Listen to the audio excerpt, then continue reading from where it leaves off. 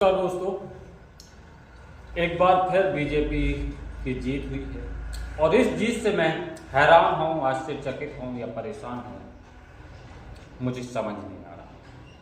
क्योंकि एक तरफ तो नारे लग रहे हैं कि बीजेपी और मोदी को उखाड़ के फेंक दो, लेकिन बीजेपी के पौधे निरंतर फूटते जा रहे हैं और उसकी शाखाएं जो है निरंतर फूटती चली जा रही हैं।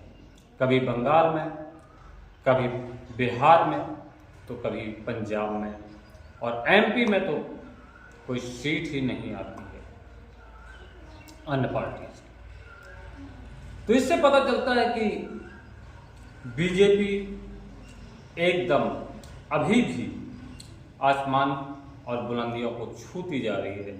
इसे वोट चोरी कहें या फिर बीजेपी की कामयाबी।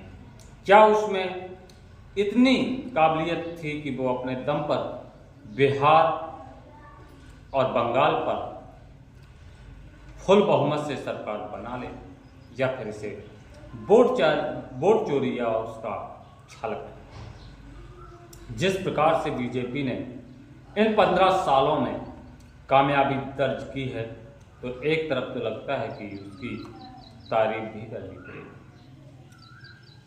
और बीजेपी में जो भरे हुए दिग्गज नेता हैं, कभी उनका एप्स्टीन फाइल में आता है, कभी रेप केस में नाम आता है, कभी मर्डर केस में नाम आता है, फिर भी बीजेपी बुलंदियों को छूती जा रही है।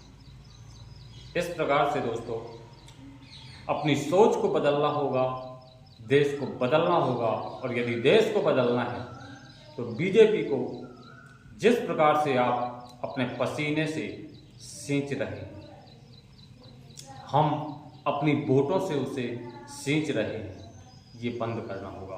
क्योंकि ये एक ऐसा वृक्ष है जो ऑक्सीजन नहीं दे सकता, ये सिर्फ कार्बन डाइऑक्साइड दे सकता है। इसलिए हमें ऑक्सीजन की ज़रूरत है, प्राणवायु की ज़रूरत है। तो जब आपको जीना है तो फिर इस बीजेपी को उखाड़ फेंकना होगा। क्योंकि ये झूठे वादों पर अपनी जीत तो हासिल कर लेती है, लेकिन 5 सालों तक आपको खून के आंसू रुलाएंगे।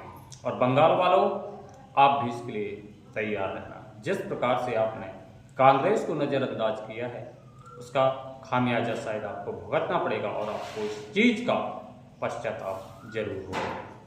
तो दोस्तों, हमारी सोच किसी एक पार्टिकुलर पार्टी को सपोर्ट करना नहीं है, क्योंकि हम इस चैनल के माध्यम से सच तक जाने की कोशिश करते हैं और हम चाहते हैं कि कोई एक ऐसी सरकार बने जो इस देश की जनता के हित में काम करे। नमस्कार।